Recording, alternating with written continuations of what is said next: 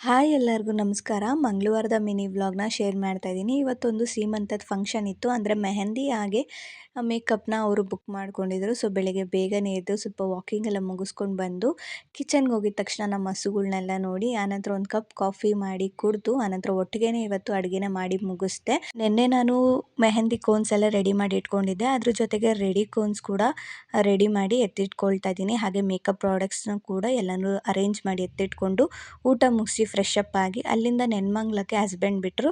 ಅವ್ರ ಹತ್ರ location share ಮಾಡಿಕೊಂಡು ಬಸ್ ಹತ್ಕೊಂಡು ಹೊರಟೆ.